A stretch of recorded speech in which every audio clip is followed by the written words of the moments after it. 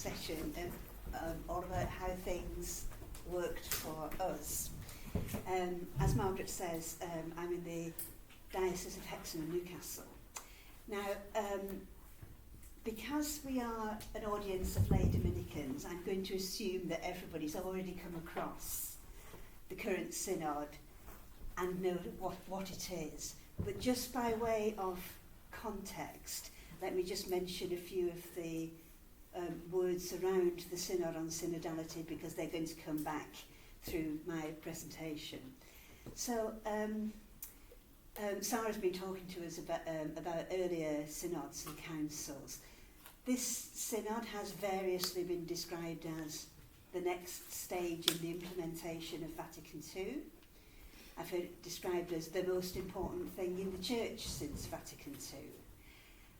And of course the idea is to involve as many people as possible around the world. It is a synod about synodality itself, about how we journey together, about how we are church.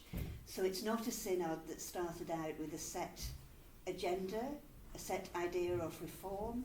It's about synodality, and in many ways the process of doing this within our own churches is the reason for doing it. It involves all of us. It's about talking together, but most importantly, it's about listening and getting as many people as possible involved, especially the voices that aren't usually heard. So that's just by way of context. One of the things that came out at the beginning of the synod process was this suggestion of a prayer to start each synod session. It's a simplified version of the prayer that was said at the sessions of the Second Vatican Council. And since I'm talking about practical things, I should mention that we have used this prayer in, I think, every meeting I have done, I have participated in on the synod. So I'm actually going to suggest, I don't know if you can all clearly read that, but if you can, I'm going to suggest that we just say this prayer together before we go any further. We stand before you, Holy Spirit, as we gather together in your name, with you alone to guide us. Make yourself at home in our hearts. Teach us the way we must go, and how we are to pursue it. We are weak and sinful. Do not let us fall into disorder. Do not let ignorance lead us down the wrong path, nor partiality influence our actions. Let us find in you our unity, so that we may journey together to eternal life, and not stray from the way of truth and what is right. All this we ask of you, who are at work in every place and time, in the communion of the Father and the Son, forever and ever. Amen.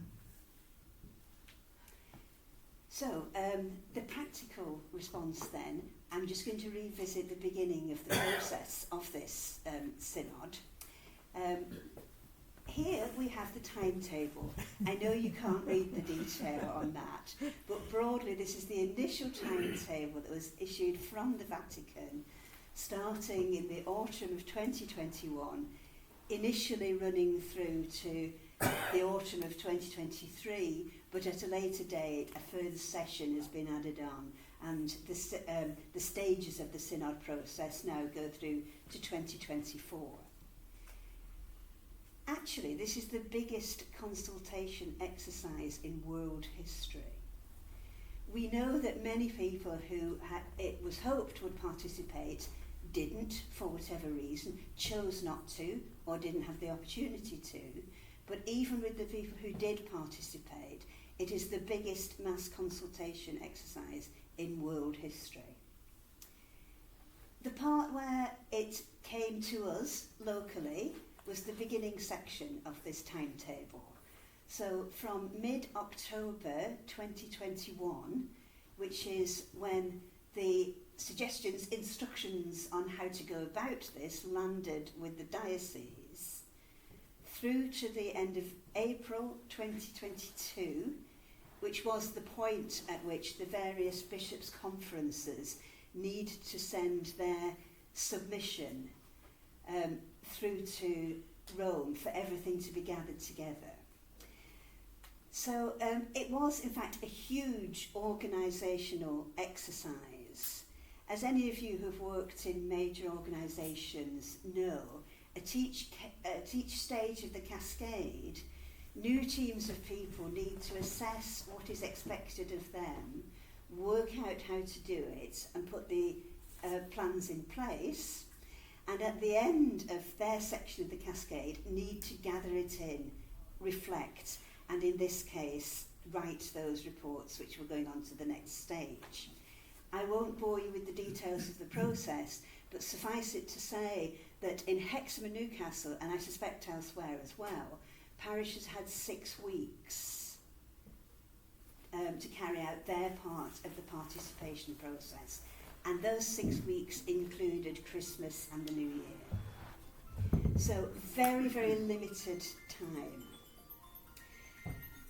We had a look at this. Fortunately, someone in the Vatican had learned how to do infographics, so they were able to give us lots of little pictures and suggestions about how to write our reports.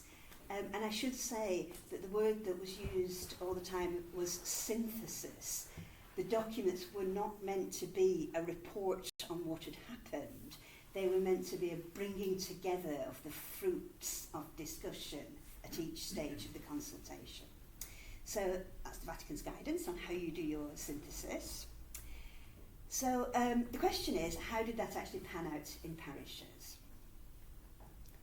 This is the website for my parish, St John Boast in West Durham. St John Boast, by the way, is one of the 40 martyrs of England and Wales. He's one of the Dowie martyrs. He was captured within the geographical boundary of our parish and executed in Durham. So you can learn a lot about my parish from this front page of the website. You can learn from the little list at the bottom of the slide there. I know you can't read the detail, but you can learn that my priest has 4 churches to look after. And from the list of masses at the top there, you can see that at the weekend he has to run round 3 of them saying the weekend masses, and the 4th church doesn't get a weekend mass. You can learn that we are in what is described here as a rural area, for which read a post-industrial mining area with low levels of substantive employment. You can learn that we are just outside Durham, a major centre of learning with a great university and with vibrant Catholic parishes, which means that in my parish, some of the vibrant Catholics hop in the car and go into Durham when their charisms and gifts would be so very welcome in my parish. The other thing you can learn from this website is that we have next to no young people in the parish, because obviously if we did, the website wouldn't look like this. So that is the context in which we did the synod. But we did it. In those 6 weeks, what we did was we gave messages to the people of the parish to gather them together. And what we put in our bulletin looked like this.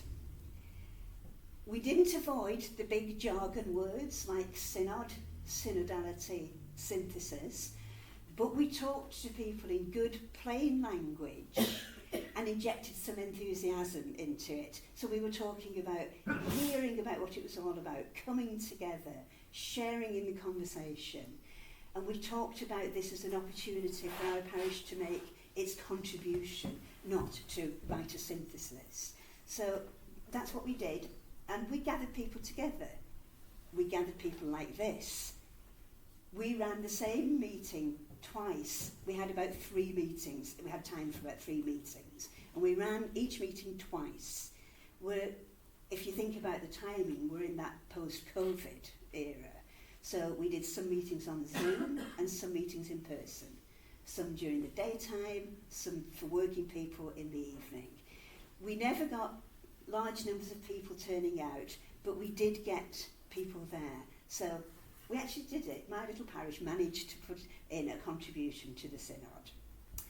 And from there on, our contribution was synthesised into, in our diocese we have partnerships where probably most people would say DINA is, and that was synthesised into the Diocesan report. It all went off to the Bishops' Conference of England and Wales, and as we know subsequently, the messages have been discussed in the Continental Assembly and are just about to go on to the General Assembly in Rome this October.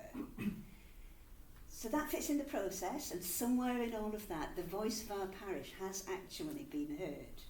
And if you read the later reports, many of them capture the things that were said in our parish. But in the parish, what is actually happening next? Essentially, 18 months ago, we did this exercise, and off the report went, and we can give them briefings about what happened next elsewhere. But was that really what the synod was meant to achieve? So I'll not read the whole of this quotation from Pope Francis, but he reminds us, we recall that the purpose of the synod is not to produce documents, but to plant dreams. So this really big, ambitious view of what the synod is meant to do. And some of that doesn't really quite fit with what I've just described as the process in my parish and diocese. I'm going to talk to you now about somewhere that's quite close to my heart, which is Ushaw. Some of you will have heard me talk about Ushaw before. It was, in days gone by, the major seminary for training priests for the whole of the north of England. It did that for 200 years. The seminary closed in 2011, and since then it has opened up as an arts and culture venue, and it welcomes tourists and visitors every day. It's quite a busy place. But in amidst all that, there is a small team of volunteers, of whom I am one, who are working hard to keep a faith presence in Ushaw, because Ushaw's heritage is all about the faith. This is the rather wonderful St Cuthbert's Chapel, the main chapel in the seminary. And this is the equally wonderful Canon Bob Spence, who is 86 years old, and he is our chaplain at Ushaw. He no longer works in a parish, but he heard me talking about what I was doing in the parish, and Canon Bob said, let's have some synod meetings at Ushaw as well. So it's completely outside the diocesan structure, but Canon Bob wanted meetings. So we thought about how to do it, and in a slightly different mode, we did exactly what we had done in the parish. We simply put up posters in good, plain English, explaining to visitors what we wanted to do. But remember, most of the visitors to Ushaw are not Catholics, not churchgoers, they're basically tourists looking at Gothic architecture. So this was designed to bring people in. It explained the Pope has called a synod of the church, a journeying together, and it said, basically, we're going to meet and we're going to talk about it. Come and join us. So my question then is, who would come to a meeting at Ushaw? So this is the answer. We have a weekly Mass at Ushaw.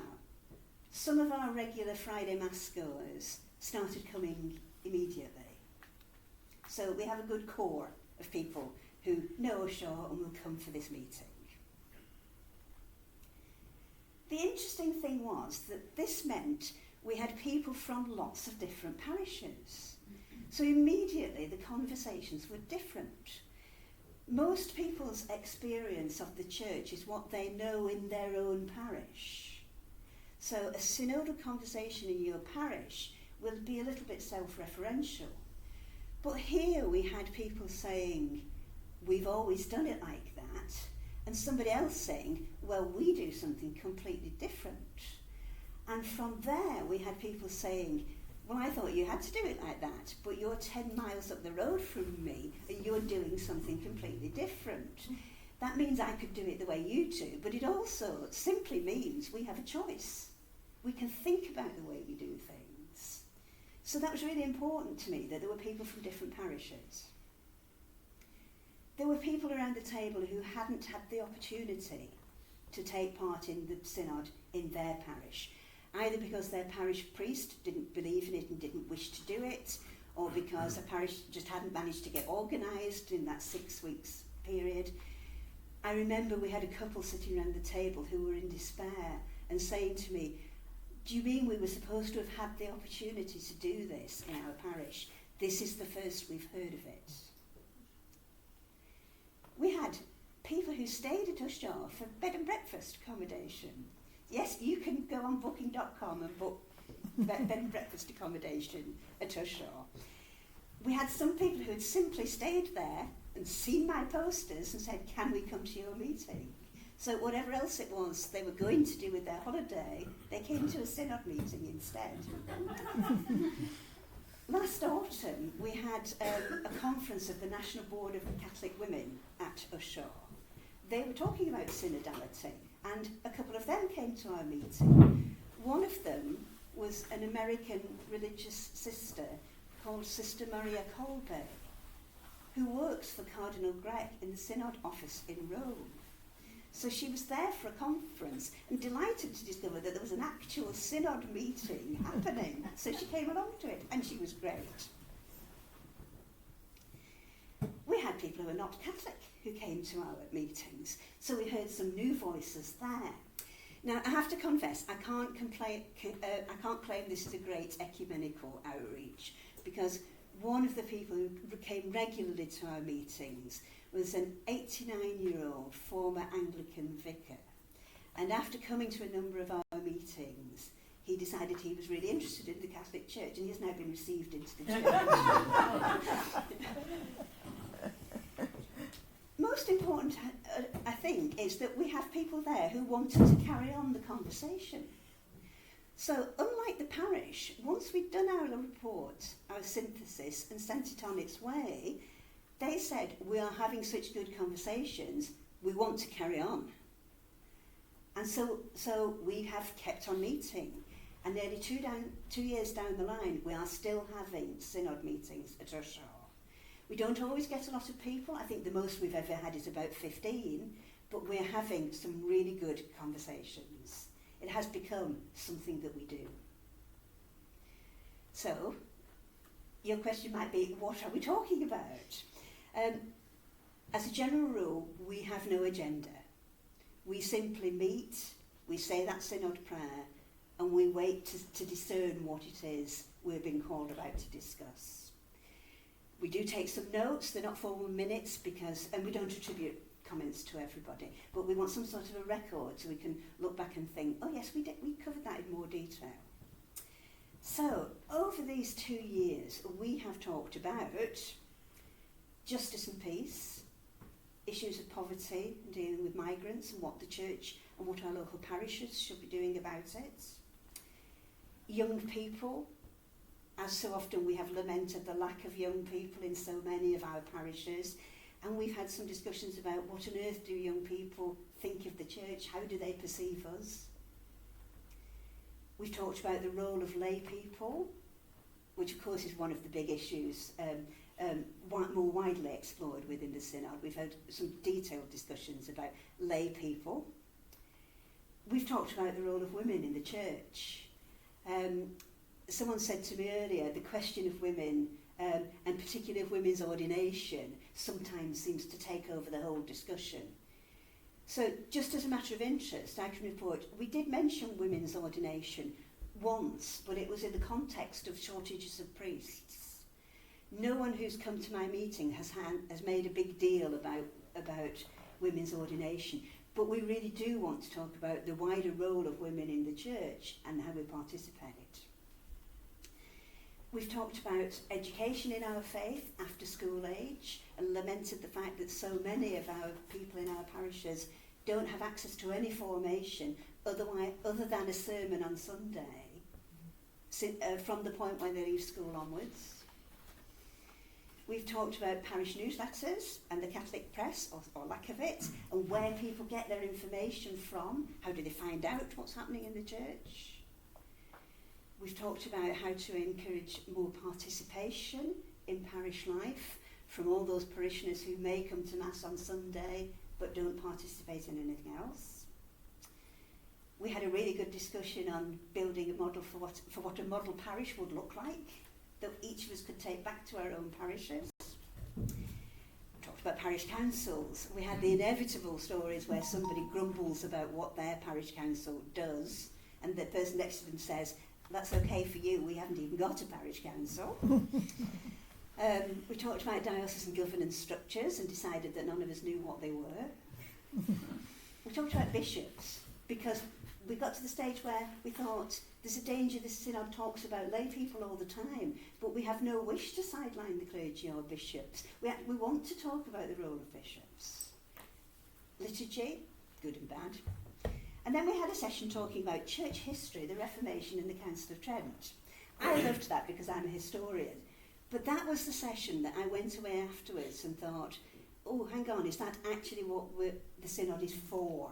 Should we have spent an hour and a half drinking coffee and talking about the Council of Trent? But two days later, someone emailed me and said, I love that session. I learned so much that I didn't know. And this was the most important thing for me. She said, and there is nowhere else I can go to have that type of conversation. So, just briefly, that's what we've done so far. What happens next? I don't know if you've all seen this document, the Instrumentum Laboris, the working document for the assembly that's coming up in Rome. I've got a copy of it here with me, a well-thumbed copy. So if anyone hasn't seen it and wants to have a look, happy to talk more over lunch. Just briefly, it sets out how the assembly in Rome is going to work, and that includes the bishops, some additional members that the Pope has invited, including Sister Maria Kolbe, who you may remember came to our meeting back in the autumn. It sets out 15 worksheets for the bishops to pray with, talk about, listen to views on. And those worksheets are derived from all those voices around the world that took part in the earlier parts of the process. And it also includes this sheet that you see on the other side of the slide there, called Conversation in the Spirit. This is rather wonderful. This actually tells you how the bishops are going to consider these worksheets and how they are going to talk about them. And as you can see, our Vatican experts are still busy doing their infographics. But the rather wonderful thing about this document is we can do it too. We in Ushaw can do exactly what the bishops are going to be doing in Rome. We can talk about exactly the same agenda items and in exactly the same way. So that's what we're going to do. We've not tried it yet. Our first meeting's at the end of this month, which is an experiment. But we will be doing exactly what the bishops in Rome are going to be doing. Just finally, on the question of what happens next, we are continuing our meetings. As I say, we're slightly changing the way we do them because we're going to be working with some of those worksheets. But I also went and talked to the staff at our diocese about them, because there's this perception that dioceses employ lots of staff and cost a lot of, but that's rarely the case. There's usually a couple of people trying to work out what should be done. And I've referred to this vacuum in the parish where perhaps nothing is happening. There's a couple of people trying to work out how to inject that momentum back into our diocese. So I went to them and I've offered to, at Ushaw we will host a workshop on synodality. We will tell people, and the most of the people for whom the whole question of the synod is new, we will tell them about the synod. We will tell them about that process of conversation in the spirit that the bishops are going to be adopting in Rome. And then we will hold a synod session exactly as we do at Ushaw. And what we're hoping is that this is a loop round, synodality in action, if you like, from us back to the diocese, that we can help the diocese to build a network of people who are prepared to learn about synodality and the practical tools and go out and make it real in our diocese and our parishes. So that's where we're hoping this will go next. I have put a slide on saying questions, but there may not be time, but we can always chat over lunch or wherever it fits in the programme.